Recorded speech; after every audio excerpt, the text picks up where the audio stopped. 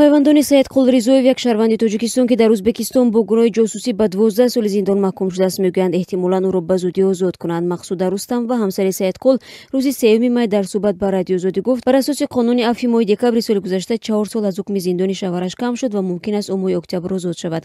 Моҳи декабри соли гузашта дар Узбекистон қонун дар бораи афв имзо шуд ки бар асоси он бояд 2700 зиндонӣ аз ҷумла шаҳрвандони хориҷӣ озод шаванд ва ё ҳукми зиндонашонро кам кунанд.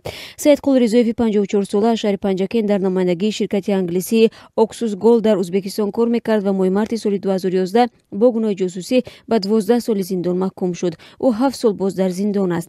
Мақсуда Рустам ва моҳи апрел ба дидани шавҳараш рафтааст ва худи шавҳараш ва мақомоти зиндон гуфтанд ки ӯ моҳи май аз зиндони низомаш шадид ба зиндони низомаш умумӣ интиқол меёбад.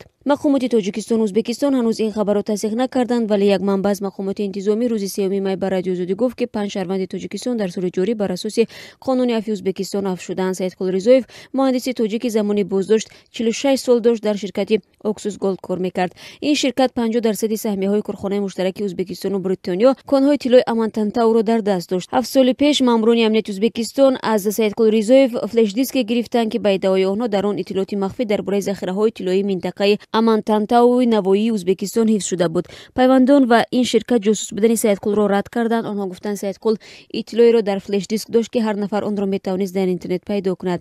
ин шаҳрванди Тоҷикистон иттиҳомотро дар додгоҳ эътироф накард. Мақсуда Рустам ва ҳамсари Саидқул мегӯяд бо вуҷуди афв ҳукми ҷосусӣ нисбат ба шавҳараш бетағйир боқӣ мондааст, ҳарчанд ба гуфтаи ӯ шавҳараш ҳеҷ гоҳ ин иттиҳомро бар дӯш нагирифта буд. қаблан пайвандони ин мард шикоят мекарданд ки аз аҳволи бародарашон дар зиндон огоҳ шуда наметавонанд, аммо Мақсуда Рустам ва ҳамсари ӯ гуфт пас аз хуб шудани муносибати Тоҷикистону Узбекистон бемамоният бо вуди дор мекунад.